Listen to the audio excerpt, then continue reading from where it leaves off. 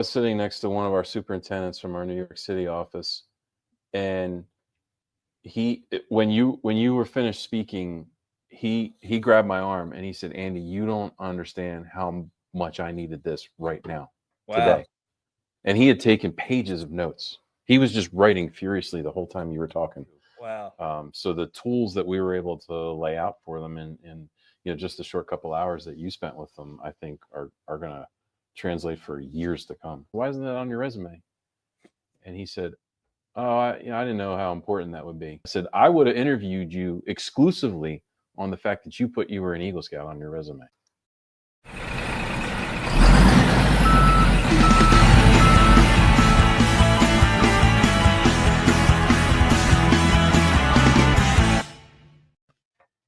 Hello, and thanks for watching or listening to the Blue Collar Leadership Podcast today.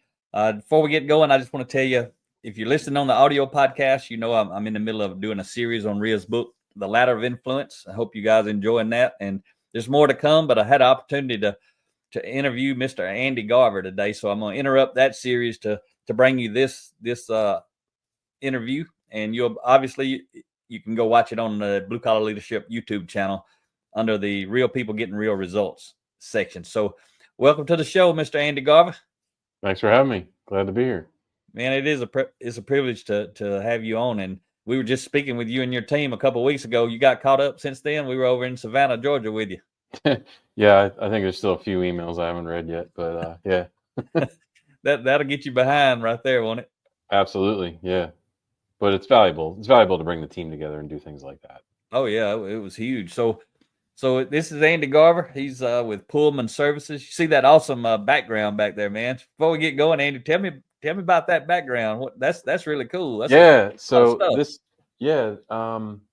couple of years ago, we started having a photo contest. So as our different people are out on job sites taking photos of the work, we would occasionally see stuff that was like our folks actually working, not just photos of dirt and rebar and stuff. And so we started a photo contest, an annual contest. And then during the pandemic, we wanted to decorate the office, and it was easier because there wasn't that many people here. So I hired a graphics company. They built this collage. The office that I'm in now used to be a conference room, but we've grown and I needed to move. So the guy that is the office manager now is like, "Well, you created that thing, so you might as well sit there." So well, that's cool. I feel like a podcaster though, with like this in the background, and you're looking like a pro, man. I like it. Yeah, right. So one thing I always ask folks when we get going, just so everyone else knows, just how do we know each other, or when did you discover me, or how did you discover me? How do we come to be talking today? Yeah, so that's an interesting story. I want to say it was a couple years ago. I, through LinkedIn, I just saw something, clicked on it, started following you and seeing different things pop up. I subscribed to your weekly newsletter. That was probably a year or so ago, and it was good, intriguing stuff. And the more I read it and listened to the different broadcasts and things that you have, I just thought like, hey, we got to get Mac in front of our team. So I reached out, talked to you.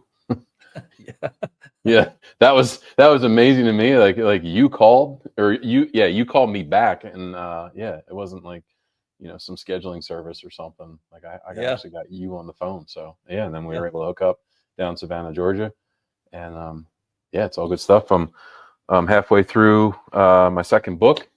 Okay. And, your second book since Savannah? Yeah. Oh, you've been tearing it up. Which one did you read first? I don't have it in front of me. Was it the blue book? So I'm reading this one right now. Oh, you're reading the blue one now. I'm reading the blue one now. It was not the one with the hash marks on it. It was the other blue one. Or maybe it's black. 10 values of high impact leaders, or either blue collar leadership and supervision. Maybe that was it. I think it was blue collar leadership and supervision. Yeah. You talked about, it had one of the chapters in there you might remember was leading with questions, and talked about, you remember that one? Okay. So what do you think about that one, the blue collar leadership and supervision? As you read through it, how did it feel? I mean, it's all good stuff, right? It's real, it's authentic. You can relate to it. Like, so as you're reading, you're recalling, like, oh yeah, that happened in my life, or that happened on this job site, or it happened in my interaction the other day. And it's all just applicable stuff. And I think the thing I like, that you said when we got together was, it's uncommon, right? Oh yeah. And like, when you actually think about that and like break that down, yeah, okay, that makes a lot of sense. Yeah, man, that's good stuff. So before we get too deep, man, tell me who you are and what you do at Pullman Services, and then who you are personally. But what's your title and what's your role and how long you've been there, all that kind of good stuff. What you guys do and where you at, everything about that. Yeah, sure. So thanks for the opportunity to do that. So yeah, I'm senior vice president. I head up U.S. operations for us. So we have offices throughout the Americas. We have offices in Canada too, but that's a different company. So I'm responsible day to day, profit and loss of all of our construction operations in America. We do, I mean, we do all this stuff on the wall, right? We restore buildings, we restore structures, we restore bridges. You name it, we'll fix it. We do concrete work, masonry work, waterproofing, below grade waterproofing, plaza waterproofing. Anything that you can do to repair the exterior of a building or the structural elements of a building, we'll do it. Wow, man, that's and you guys have a big team. I know when we were in Savannah a couple of weeks ago, I think just the leadership team was about 70 people or something, right? That was your Yeah, leaders from around the country. right. Yeah, of that I think we have 45 or so foremen and superintendents with us. Okay. Um, that's probably that probably wasn't quite half of our folks. We have a much larger supervision team, and then on any given day, we'll have upwards of 800 folks out there working on sites every day. How many was that? 800. Yeah, you got a big outfit, and that's what I was wanting people to understand. And your Pullman is just a division of a bigger company, right? That's right. Yeah. So we're the union contracting arm of a company called Structural Group. Structural Group is a multinational company that has everything from technologies, products, and then construction services. So Pullman is the union contracting arm. Okay. Then you guys got a lot of resources, it sounds like, just in your Oh own yeah, company, but also because absolutely. of the larger parent company, you got a lot of resources when you need it. Yeah, I mean, help is only a phone call away. Yeah. There's a lot of smart people in our company, and they're always there to help. And yeah, we do big things. And did you mention a minute ago what city you're in, where you physically work? So I'm in the Philadelphia suburbs right now. That's where I live. But I travel to all of our offices You're across America. But most days you can find me in the Philadelphia region. Uh, okay. Super Bowl champion Philadelphia Eagles Hey hometown. man, I heard you guys. There was some ribbon going on at the Oh conference the yeah, other week. yeah. Some of the Kansas City folks, they weren't happy. Yeah. Yeah, you got some great people though. We really, really great group of people. I mean, you Yeah, got thank great you for leadership saying. in your organization. You're one of those leaders, obviously, and for you to be at your level and interested in my type of content says a lot about who you are as a leader, the kind of leader that I write about, high impact leader that wants to grow and develop yourself and Yeah, others. thank you. And it was a privilege for us to be there. But man, you guys have some really, really good people in that room. Yeah, we do. We have a really great team. And you shared a story with me. How long have you been there, Andy, with Pullman? Long time. It'll be 20 years this August. Yeah. Yeah, and you didn't start as a senior vice president, I bet. No, no.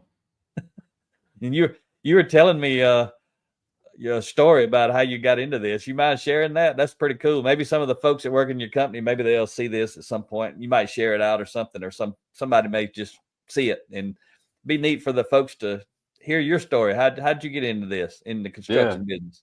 Yeah, sure. I'd be happy to share.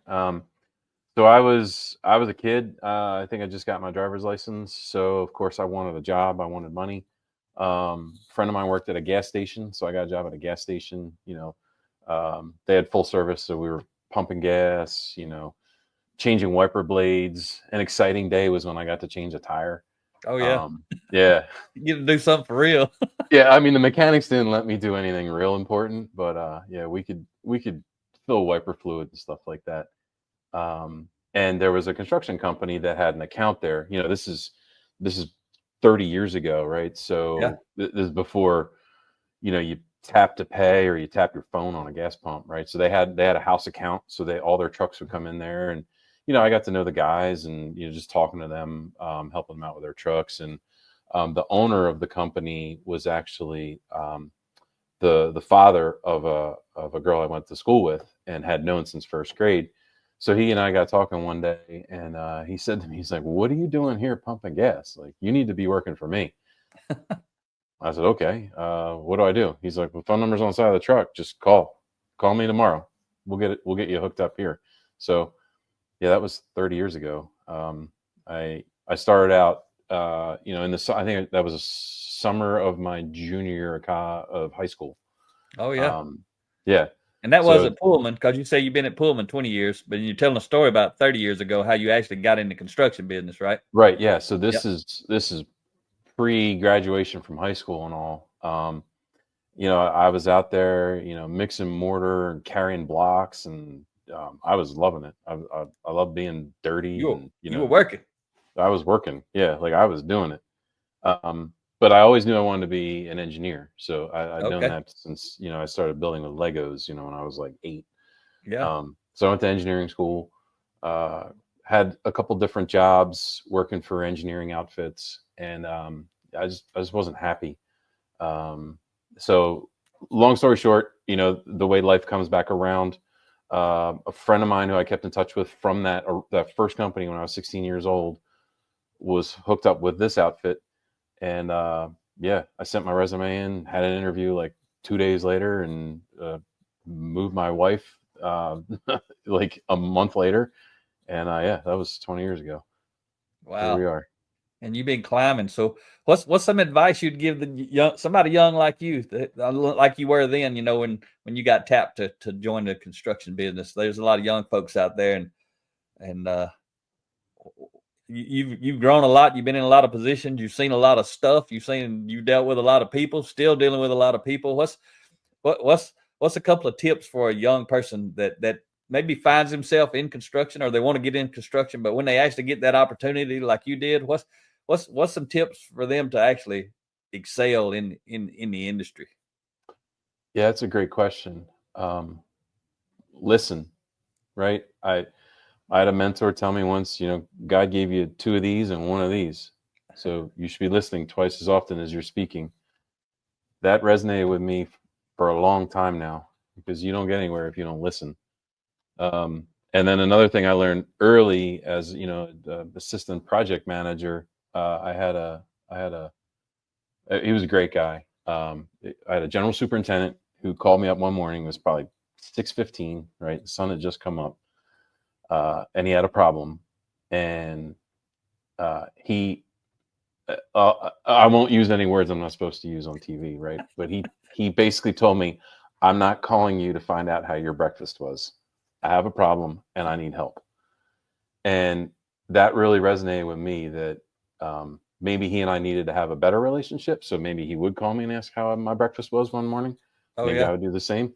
But the long and short of it is that they were in a jam. Like I said, it was very early in the morning, and I needed to get out to the job site and figure out with them what was going on and how we were going to solve it. And that stuck with me. I tell all the young guys that now, when if you're sitting in the office and the air conditioning and the field calls, you better drop what you're doing and answer that phone, because they're not calling to see how cool the air conditioning is. They're, they they've got something going on and they need help, and you might be that help, or you might be able to connect them to that help. But you have to answer the phone. You have to listen to what's going on, and then you have to react. Yeah, that's some good stuff. And listen, and then, like you're saying, over deliver, right? Get off the Yeah. phone, get out of the office, and go help them. I mean, if it's a situation where you can go there, sometimes it's far away. You have to find out who can help them, right? The main thing is Right. you're there to serve them, especially in construction. If you're in an office, actually any business, if you're in the office, you're there to serve the folks who are out doing the work. That's what you're talking about, right? Absolutely. Yeah. Yeah. I got it right here. I got the notes that you gave me. Cause that really hits home is give credit to others when things go right and take responsibility when things go wrong. It's no more simple than that. Like that just, it says it so well. And that's what's going on, right? So if somebody calls, it's because something's not right, and you need to help make it right, and then give them credit when it does go right. So as a leader, when you see it, and I'm sure you see this, even though you don't want to see it, people are people. But for the young folks out there listening, but it applies for anybody. But how does a leader in your position, when there is something going wrong, and you do go there to try to help solve it, and what's it do for someone's influence when the first thing they start doing is blaming somebody else?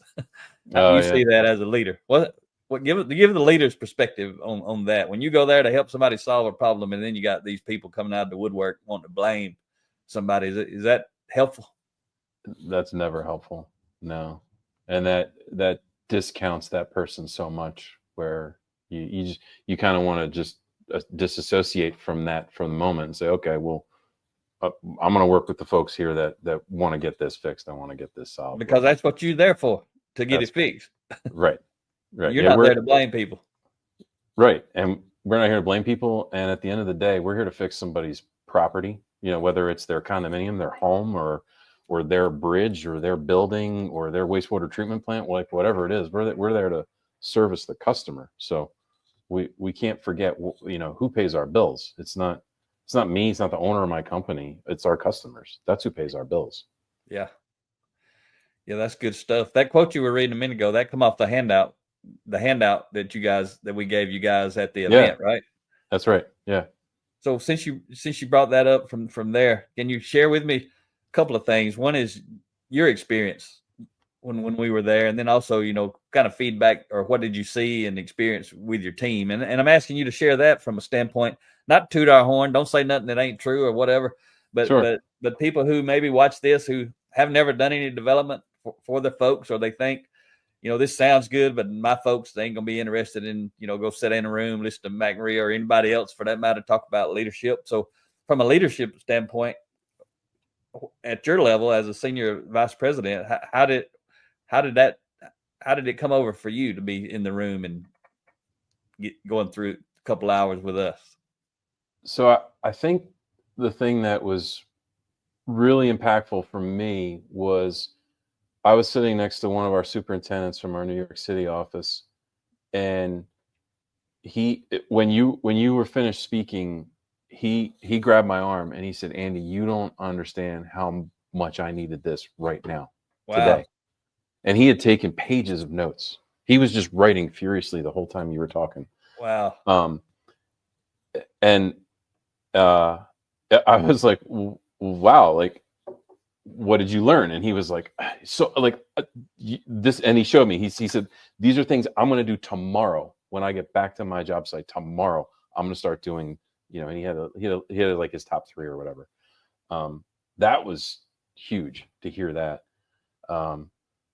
And then I think one of the funny things is that you talked about was, don't ask for a raise, ask for more responsibility. Yeah. I can't tell you how many people asked me for more responsibility that night.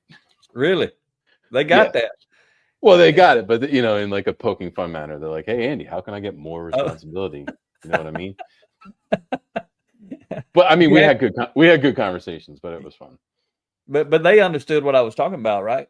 Absolutely. They were joking around with you, but at the same time, they understood we were talking to them as leaders, and we were talking to them because that's in Frontlines book that you showed a minute ago, Blue Collar Leadership Leading from the Front Lines. And that's that book, we were sharing content from that book to help them understand this is the content you need to develop your folks with. So their team would actually be asking for responsibility and not raises, because they're going to get a raise if whether they get it at your company or some other company. If they ask for responsibility and they deliver results, somewhere in their life, they're going to get responsibility. I mean, a raise. Right. And they may not know that. Your team that's reporting to you, those guys, they already figured that out. That's why they're in the room, right? They've been asking for responsibility.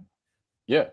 I mean, that's some of our top guys, right? And we try to mix it up and, get new faces and get all the offices interacting. But yeah, I mean, those guys they're the current leaders, and they're the future leaders. They're going to bring up people behind them too.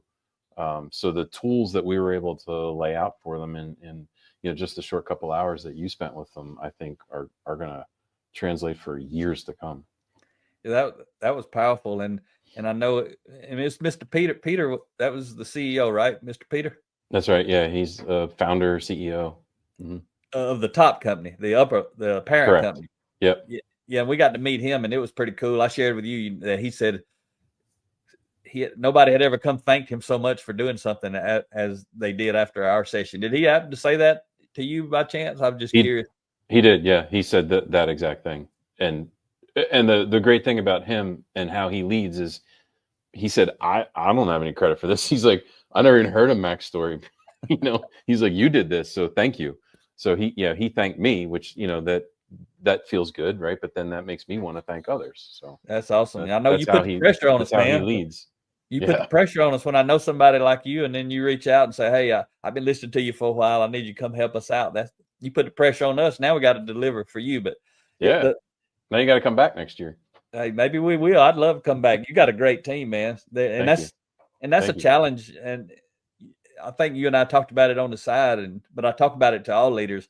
Those people were hungry, and you got them books, brought them to the conference, and y'all did other stuff too, but we got to speak to them for 2 hours, and they got some books. I remember one guy come by and he told me, he said, man, I got like 5 books. He said, I got one of every different kind of book was laying on the table. And he had a stack of them. And they all ate it up. What's that? They all ate it up. I mean, they really did. I think we brought back probably a couple copies of each book. And that may have just been folks that just didn't make it. Yeah, that's outstanding. I mean, we talked to them, all over the place. We came to the dinner with you guys, and they were hungry. But the challenge for leaders is to feed those folks, to keep feeding those hungry people. Some of them going to feed themselves, and some of them. I've had a leader, actually a VP in a construction company, called me just a while back, and he was saying he just wanted a little bit of mentorship, and he's like, "Man, I got this great guy, but." He said, I'm running around kind of like you all over the country. He's all over different places. He's not in one spot. He ain't in the main office, but the person he was referencing was in the main office. And he was saying, he said, man, when I'm there, they're just awesome. But he said, when I'm gone, it's like they just dropped the ball. I said, some people need a leader. I mean, some people need a leader. That's why we got to have leaders, because there's actually a lot of people that need leaders. They'll do fine as long as they have a leader, kind of like a football team. They'll do fine as long as they got the quarterback is actually a leader on the field. If the quarterback not a leader, the other folks might not do too good of a job. That's right. Yeah. And he hadn't even realized that, really, even at a high level. And he's been studying, reading this stuff for a while, and it hadn't resonated with him, because he said, I ain't ever thought about it like that. And that's why I tell him, you got to be the coach. You can't be out there being the worker. You got to be running around, be the leader of your team. But anyway, don't want to get sidetracked off that. Something made me think about that. So you guys, and we were at Savannah. Tell me why you picked that spot, though. That was a really cool location. So we try to go somewhere warm, right? Because most of our offices are in the north, so we're all leaving snow. So we try to go somewhere warmer. I think the year before we were in Austin, Texas, and that was when it was 22 degrees in Austin, Texas, like record cold spell. So that didn't quite work out. No, we were indoors the whole time. But we picked Savannah. One of our folks picked that hotel because that used to be a power plant, and that's what we do. We have a whole division that does chimneys, and probably if we went back and looked at the records, we probably built that chimney at that power plant that got converted to the JW. So it was kind of just a cool setting of, we're in this historic town, right? We do historic preservation. There's all of that all around. And then we're also in this old repurposed power plant. which was just cool to be around. Yeah, they did a real good job with that and really helped the city by refurbishing that area and bringing life to it. I'd never been to Savannah, but I'll definitely go back. Yeah, you guys were at a cool place. There ain't no doubt about that. So anybody who's looking to go to Savannah, if you're taking your lady, that'd be a great place to take your lady for a Valentine's trip. Would be to stay at that JW Marriott, because that place is awesome. Yeah, it did the trick. So tell me some of the leadership principles that resonate with you, throughout your job, your life. What's some things at top of mind that like you share with other people, especially the folks coming up through the ranks? What's some things you like to share with people? Got any key points? Well, I'll use your phrase or something that you had said. I never thought about it that way, but the power of the pause, right? So no matter what level of leadership you're in, you'll get hit with something that it's going to want to make you react. And having the ability to just, take a breath and gauge your reaction to that, because I mean, you've seen this. Sometimes people want a reaction. They might just be poking you just to get a reaction. Or they genuinely just don't know. And then if you fly off the handle, that's not helpful either. So I never thought of it as simply as just pause. But that's something that I've been trying to do a lot more recently. As I get more stuff thrown at me, it was just, okay. So I got this email and it's not good. And how I respond is going to dictate probably how we work with this customer in the future. So let me type this a couple of times, or let me use Copilot and help me phrase this a nice way. Something. Hey, I ain't never thought about that, but that's probably a good use of AI. When you write something to say, you can put it in AI and say, hey, rewrite this in a nice way. No, you laugh. I've done that. So I don't remember the exact circumstance. I needed to send a note to my team about something that we weren't doing particularly well. And I knew my email was harsh, and I didn't want it to be harsh. I wanted it to, kind of build. Yeah. So our head of IT keeps telling us that. He's like, you guys don't understand how powerful, ChatGPT, Copilot, Gemini, any of the ones you use, how powerful they are and how smart they are. So I took this whole email, copied it in there, and I said, can you please rephrase this to sound less harsh or something like that? And what it spit back out was, I copied it, probably changed 3 words. Made it your own, tweaked it a little tiny bit. Yeah. Because they were your words already. They tweaked it. The AI tweaked it a little bit. Right. Yeah. I just needed, I don't remember exactly it didn't change like my sentence structure or what I wanted to convey. It just changed a couple words to make it, come off a little bit fresher or friendly. Yeah, I don't know what the right word is. Just not so sharp. Not so sharp, right? Took the edge off of it. Yeah, tone this down. Take the edge off, please. Yeah, that's. I hadn't even thought about that before. That's a good use of AI. I hadn't been on much, but when X started having Grok, I've kind of messed with it. I don't use it for any of my content or anything, but it's just interesting to me. I can see how people really could use it.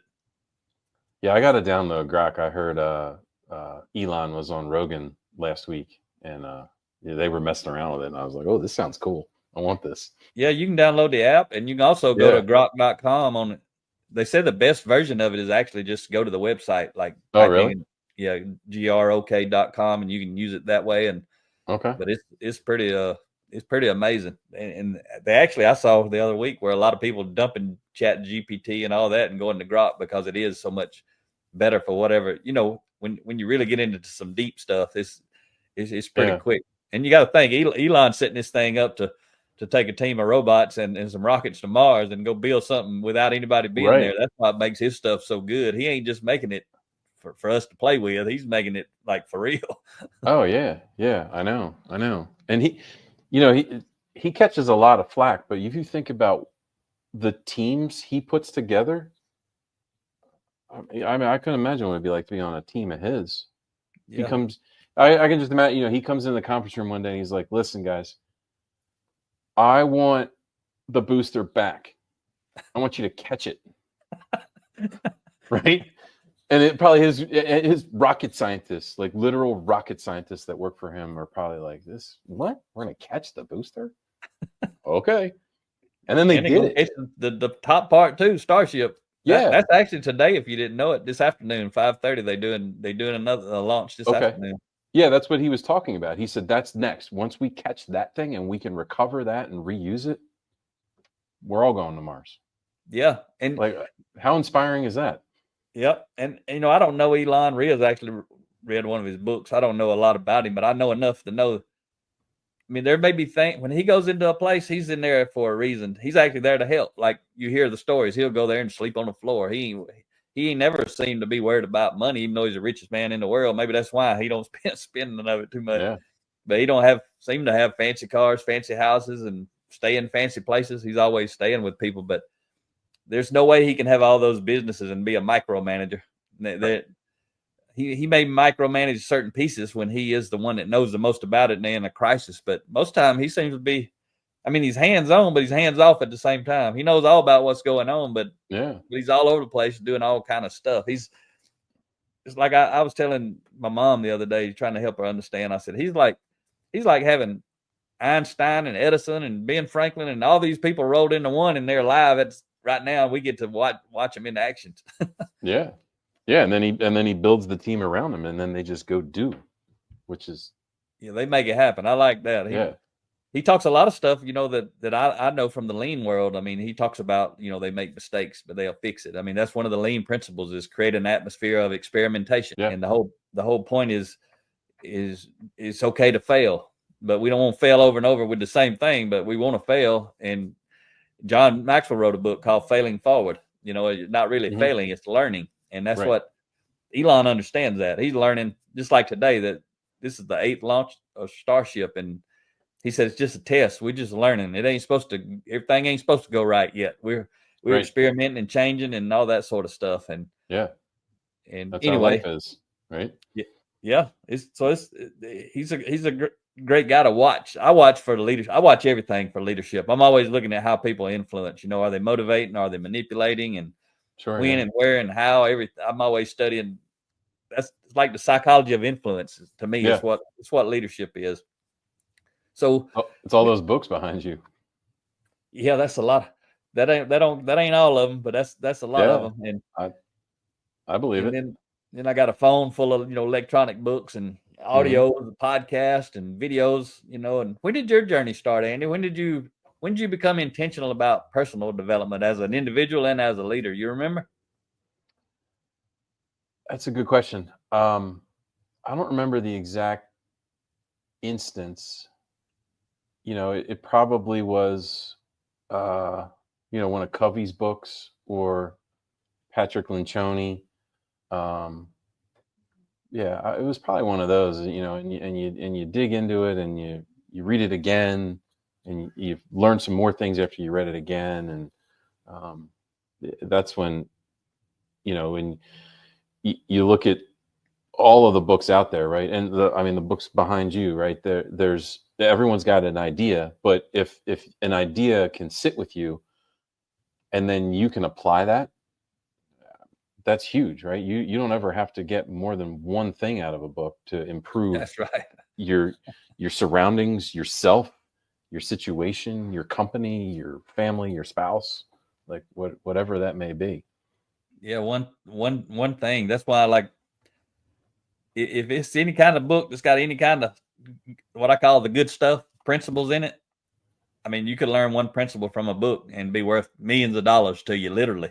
I mean, could change your whole trajectory of your life, like it did for me. I mean, I might have been dead or in prison if I hadn't discovered the 7 habits when I did back in 2008. There's no telling. Yeah, right. And now, I mean, with what we've got now is you've got all these podcasts and YouTube shows, and there's just so much content out there that you can be dialed into it constantly. You don't have to just read the New York Times bestseller. It's any medium you want, right? You can watch a video on an airplane. You can just listen to a book while you're driving. I think what we're living in now, as far as all that information and, improvement stuff, it's incredible. Yeah, man. That's if you're a hungry person, you can eat for free these days. Oh, I mean, yeah. all over the place. You don't have Yeah. to pay for a book. You don't have to pay for a conference. You don't have to pay for a coach. You don't have to pay for anything. I mean, you can, and there's a lot of value in that. But I'm just saying, there's no excuse for somebody today not to be able to develop themselves.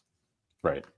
Yeah. So if somebody came in, it doesn't matter what level in your company, and whatever level it is, though, you're kind of involved in like maybe hiring them or promoting them, and you're looking at their resume, and they had a list of 10 leadership books they had read, and when they read them, the date they read them, that sort of thing, the title and the author.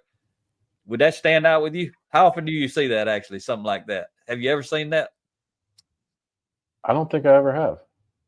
What if you did see that? That would be something. Yeah, I would be interested in talking more about that person. You'd want to talk to them, even just for that reason alone, probably, right? Just for that reason alone. Yeah. And I got a podcast, episode 26, where I talk to people about that and teach them. It's about when they're trying to get a job and get their resume to actually be read and that sort of stuff. I give them some tips on that, but it's a thing I tell people all the time who are going to read. I tell them, make you a list, and whenever you send in a resume, put that as an attachment to the back of it, because if you find somebody like you, Andy, if somebody was applying, they may not know you personally, but they into this type stuff, personal growth development, leadership development, they're into it. They may not know you are, but what I know is if they're into it, they got to let you know they're into it. That's the only way you're going to know, because like you just said, you ain't never seen that. But if you did see that, it's going to stand out to you, because absolutely. Why would it stand out? Help the audience understand. What would that tell you if you saw a resume and it had 10 leadership books in the back of it listed? What kind of things would that tell you about the person compared to everybody else? Yeah, that would tell me that person is genuinely interested in improving and being better than where they are in their current situation, and that they're willing to go outside maybe their comfort zone and learn how to be better and do more. Yeah, that'd be something. So anybody out there listening, like, read Mac's books and put it on your resume. And it ain't just got to be mine, right? It could be anybody's. Yeah. I appreciate the plug, but I mean, anybody's. If you listen to a podcast, because I was talking to a guy the other day and I was trying to help him. He's trying to get his application in. Well, the other thing I told him, which was to go listen to episode 26, which I tell people, has anyone ever sent you like a hardback, kind of like a notebook with not the cheap notebook, but with the nice notebook, plastic colored tabs? They send you next day FedEx package. It's got their resume. It's got a functional resume. Got a chronological resume. It's got maybe drawings or jobs, descriptions of things they've done before. Got work examples. Yeah. Yep. Got any of that stuff. Got an education section. Has anyone ever sent you something like that without you asking, in a FedEx package, next day FedEx package, land on your desk and you wasn't even expecting it? Yeah. No, but I've interviewed people who have brought that with them. Okay. And you're not expecting it. You're just you're judging somebody by the 1 or 2 page resume they send, and then they show up with this work product, examples of a written business plan, or how they grew revenue and profit in an area or something like that. Yeah, that sticks out. Yeah, that's the sun's getting me here. I gotta. Yeah, you can adjust that if you need to. I'm just gonna sit back a little bit. Okay, all right. Yeah, the sun's changing on you. Yeah. Yeah. So that's one thing I thought of, and this might resonate with some of your audience out there. I interviewed a kid a while back, and it came out during the interview that he was an Eagle Scout. And I flipped through his resume. I said, "Why isn't that on your resume?" And he said, "Oh, I didn't know how important that would be." And I said, "Well, did you know that an Eagle Scout was interviewing you?" And he was like, "No, I didn't know that." I said, "I would have interviewed you exclusively on the fact that you were an Eagle Scout on your resume. I don't care what else. I don't care your work experience or anything else that you did, what you went to school for, what your degree is. The fact that you were an Eagle Scout says a lot about you, and that needs to be on your resume. I don't care what your guidance counselor said, or your advisor, or whoever the person is that doesn't know what you went through to earn that. Yeah, your resume expert, your coach. Right. Yeah, that needs to be on your resume. Get that on your resume. Yeah, that's a good tip because to be an Eagle Scout, yeah, you got to have a lot of character first of all, right? Absolutely. Yeah, and it wasn't easy. That was one of the hardest things I've ever done. Yeah, that's a good tip. And for anybody out there listening, because I assume there's a lot of Eagle Scouts out there still. They used to be. Yeah, still going strong, maybe. I think it's dwindled a little bit, but yeah, there's still strong troops out there. Yeah, that's the kind of stuff, if when you meet somebody high character, they see something different, right? When you're interviewing, you're looking, like I teach people, you're looking for character. They got to have the competency too, but what you're looking for is character, right? Right, absolutely. And what's some ways that you see character in people when you're just in the interview process? What's some things that stand out that they have high character or they don't? That's a great question again. I would say the way they answer a question and how they talk about a team, that's very important, right? I don't ever want to hear I did this, I did that. It should be we did this, or the team accomplished that. That can strike a difference between people. So if you hear people talking like that, that's what I'm looking for. Trying to take the credit. You want somebody who's trying to give the credit instead of take the credit. Exactly. Yeah. One of my favorite interview questions, and this will stump a lot of people, is I learned it from a mentor of mine, Jeff. He would just pick out, if you're looking at somebody's resume, he would pick out a former position, not your current one, and say, if I called somebody at this company that you used to work with, what would they tell me about you? And I mean, you want to see like bug eyes. People are like, what? Why would you call somebody I used to work with? Yeah. Well, I want to learn about you. What would they tell me? What would your supervisor tell me? What would one of your direct reports tell me? What would somebody that worked in another department that you rarely saw tell me about you? I love that question. Yeah, that's a good one. I heard somebody say before they wanted 3 references, but they wanted 3 people who reported to you. Yeah. Because that tells a lot about, I want to know how you are as a leader, right? That's the kind of stuff you're getting at. That's good stuff. So since you've gotten into leadership and personal growth development, Andy, have you noticed an impact you in your personal life any? Sure. It's sometimes so I have 2 teenage girls, right? And that they're fun. They're great. They're great students. They do well. But when I try to impart some knowledge on them, it's you learn through growth and development and seminars and things like that, how you need to phrase things a certain way to certain people, right? And you might want to you might think your message means one thing, but they receive it a different way. So that's particularly impactful with teenage girls, and how you can get something out of them that you think they need to do, but it needs to be their idea. That's completely different than working with somebody that's your age that might understand that stuff. Yeah. So yeah, since you brought up your girls, I just want to share with the audience listening, and I probably shared it with you already, but if not, maybe it'd be a tip for you. But anyone listening out there that's got some teenagers, especially if they're about to getting close to graduating high school, or even older that's about to graduate college, either way, if they're getting ready to go out and into the adult world or the world of work, Ria's book, The Ladder of Influence. When I read that book, I said every high school student ought to have to read that book before they graduate. That book, I shared with you guys about our book study training, Andy. Mm-hmm. Yes. I don't know if Ria put the link up, but it's bluecollarleadership.com/book study training. Yep. And I'm sharing that for the audience. But anybody go to that link Ria's got on the screen right there, bluecollarleadership.com/book study training, and check that out. But then check out Ria's book, The Ladder of Influence, to use that as a resource. Like if your family, if you guys would go through that with your teenagers, Yeah.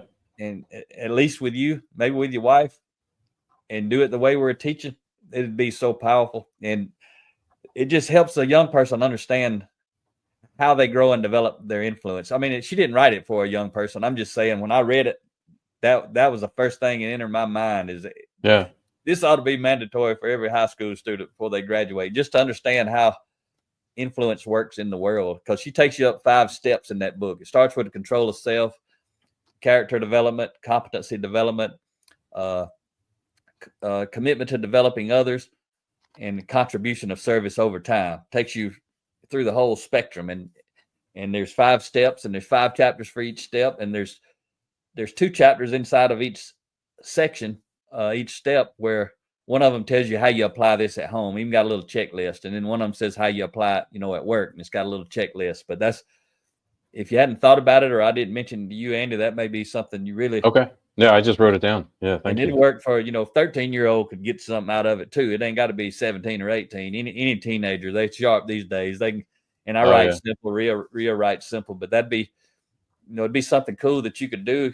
If you do it the way we teach, y'all will get closer as a family, like big time, and they would learn a lot big time. And any parents out there, and also for you, Andy, if you were to do this, don't do it as I'm trying to necessarily help you, is I'm trying to get you to help me. We're going to do this, and the greatest benefit's going to be for me, because it will be, if you're being authentic about it. They're going to get the same benefit, but they don't know it. But you'll understand I'm going to get the benefit, but they're going to get it too. Everybody gets it. And it may be something you would share with, if you go through it, then it's a feather in your cap that you could share with your team members. You say, hey, I did this with this book with my teenagers, and you'll have the story to tell. There'll be some results, some things that come out of it, and that'll help you be a better leader to your team, because when you can help them have a better life at home, you're going to have a better life at work, because you're going to be able to kind of trust that you can't buy, you can't pay for, you can't do any of that type thing. Right. Yeah. Well, thank you for that. So that, just when you said them teenage girls, I can't remember if we did talk about that book and doing a book study. I don't think we did. No. Because as soon as you said it, I was like, oh, I got to tell him about that. Because thank you. I'm telling you, man, it'll be. What age are they? 17 and 14. Oh yeah, that's perfect. And yeah, you just frame it as they're going to help you, because they're going to help you tremendously. But both of them going to get a lot out of it. And if your wife gets involved with it too, that'll even make it the better for you. And I'll look at the book study training tips too, because if I show up to them and say, here, I got you this book from my buddy Mac, I need you to read it. That probably ain't gonna work quite the same. Nah, that's not gonna work. but you got to do it just like we teach on that. You don't change it around, because you won't be teaching them anything. They won't be teaching you anything, like literally.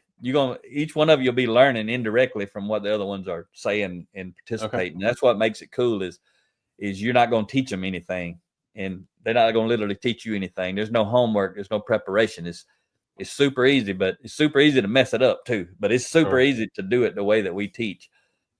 But it'll facilitate transformation within them for the better, whatever that means. And you too, and your wife, everybody wins. It's the thing that our clients do, the ones that do it, that ask us, what's your best clients do? That's what they do. They do what I'm presenting to you to do at home. They do it at work with their teams. They do it on the phones. They do it on video. Even when they're not. I saw one VP, he sent me a picture one day. It was that book you just held up, and it was in the middle of his steering wheel. He was pulled over on the side of the road in Florida leading a book study, because it was time to do it. And he was in the truck somewhere, and that's what they were doing. He got a lot of value out of that. Yeah, that's our office half the time is in the truck. Yeah, all over the place. And and I can't remember if I shared with your team. Ria has shared a link to it, but we got that free 2-hour course. Did I tell you guys about that? We may not even have had it when we were there. I can't remember. I'm not sure. It's the 5 types of leaders. It's Okay. if you listen on the audio podcast, it's the 5typesofleaders.com, and the 5 is the number 5, the 5 Okay. typesofleaders.com. And that's a free 2-hour course, online video course. You get an 8-page workbook, download it for free, and the whole course is free. You get a certificate of completion at the end. And we just did that after we got back from Cancun in late January. So I don't remember if I shared it with you guys. I can't remember. Maybe we did, but No, I don't remember talking about it, but yeah, I'll definitely take that to the team. yeah, it takes you from managerial leader to relational leader to motivational to inspirational to transformational. And it's basically it's talking about the 5 types of leaders, but in the context of character and competency. What makes, like a managerial leader is like the dictator. You may have a high competency or you may have a low competency. It doesn't matter. You're like a dictator. You Right. Barney Fife, not Andy Griffith, right? And then you've seen that's just one type of leader. And the second type we talk about is the relational leader. And that person, you've seen these, they don't want to rock the boat. They just want to get along with everybody and keep everybody happy. But a lot of times they can't get the results because they don't hold people accountable. Right. So in that training, we're trying to help people understand you don't want to be managerial or relational. You want to be inspirational, motivational, inspirational, transformational. So anyway, you might want to check that out. And Yeah, definitely. It's something you as a leader, Andy, or anybody out there listening, if you got people report to you, you could make that a mandatory thing that they got to go through, and they get a lot out of it. And they get to see if they like to learn on a video course. Just fill in the blank sheet. Okay. So that's something that Rhea and I created That's great. really to promote our online video courses. But at the same time, people may not ever know if they would like to do a video course, so they won't ever invest the money in doing it. So it's a free way to give them some valuable content, but also it's free, so they can test it out. Great. Or leaders like you can use it to get a common understanding of the different types of leaders throughout an organization. Yeah. I'll bring it to the guys tomorrow. We have a construction managers meeting tomorrow. So okay, yeah, that's great. It's people have went through it, really, really liked it. So is there anything that I didn't ask you that you really want to talk about Pullman or yourself or leadership? Oh, there it is right there. Rhea popped that up.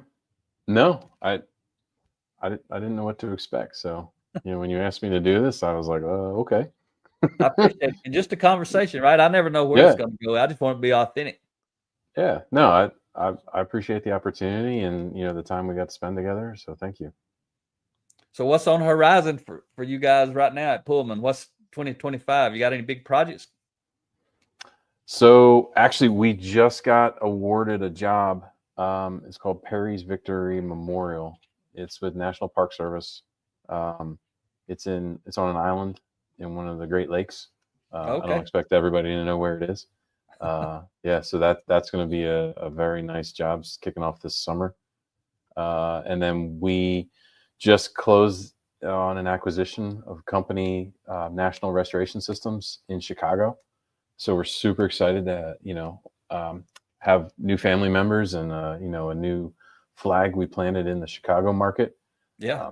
So that's super exciting. And then there's one more on the horizon that isn't public yet. That'll transform some things in this calendar year and the future. Yeah. It's a lot of exciting stuff. Yeah, we're actually going to be working this summer. We'll be working on 3 different islands for the National Park Service, which is something cool. Yeah, that is cool. That's some cool places to go visit. Those guys are going to be out there working for a while. Oh yeah, you'll probably get to go visit all those sites, I imagine. Absolutely, yeah. I'm going to try. So yeah, we're going to be at Ellis Island in New York, and then Alcatraz Island out in the Bay in San Francisco. Oh yeah, yeah. That's pretty cool right there. Yeah. If you're ever out that way, I'll be happy to take you on a tour of the job site. Yeah, man, that's outstanding. What's the coolest project you have ever worked on when you were doing the work? When I was doing the work. So I worked, I don't remember, I was probably 20. We worked on a church in North Philadelphia, and it was late 1800s, I want to say. Oh, Yeah, so we had to chip out all the mortar by hand with chisels. The conservator wouldn't let us use any power tools, and that's where I really learned. Or I should say, I didn't learn. I got an appreciation for how things were built that long ago, right? By guys in their hands. That was inspiring. always amazing. Oh yeah, yeah. So that was pretty cool. Y'all restored that. You took it down, put it back up. Sounded like. Well, we didn't tear it down. We just fixed the walls. We rebuilt some arches and things like that. It was in need of some maintenance and some repair, and we were happy to do it. Okay, that's outstanding. So you've come a long way in these 30 years. Yeah, I tried. All right, man. Well, I appreciate you being here, Andy, and taking time. I know you're a busy man. For you to invest an hour with me, I don't spend time with people. I invest time with people, and I appreciate it. You don't never know. Thank you. Something that you may have shared that's going to help somebody. I know it's going to help somebody. You may not ever know it, and I may not ever know it, because everybody don't always call us and tell us, "Hey, I heard you say this, and I got some results." But yeah, you said some good points that can make a difference with some people. Well, thank you. Thank you for having me. I appreciate the time and the opportunity. So thank you. And just like I shared with you when we met, you can reach out to me the rest of your life, man. Long as I'm still here, you can reach out and ask any questions. I'll just share for the people listening my phone number, 334-728-4143. Anybody out there can call me. I tell people I'm always open, but I ain't always available. I've been open since we've been doing this interview, but I ain't been available to anybody else. Right. And that's actually Mac's phone number for people that don't believe it. He will answer the phone. Yep. And I want to talk. And I mean, I had a leader going through something this week that called me from Texas, and he was struggling with it. And he said, he told me, what was going on. And he says, "What should I do?" I said, "I can't tell you what you should do, because I don't know enough, about you personally and that person and all the stuff that's going on. But based on exactly what you told me, this is what I would do. And I don't even know if you can do this if you wanted to." And I shared with him what I would do, and is exactly what he needed to hear. He said, "Oh yeah, I can do that. And it aligns with my way of thinking." He said, "I just didn't think of it that way." Yeah. And anybody needs a thinking partner. If you ever need one, Andy, reach out, call me. Thank you. Yeah. That's a lot of times I'm available. I'll pick right up. Well, all right, folks.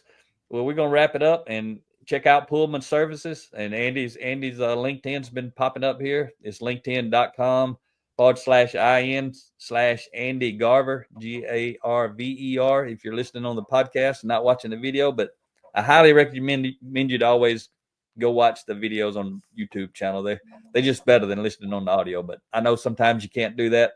So thanks again, Andy. Yeah. Thank you, Mac. For everyone out there, we'll be picking up the Ladder of Influence series next week, and we'll start back wherever I dropped off last week. All right. Talk to y'all next time.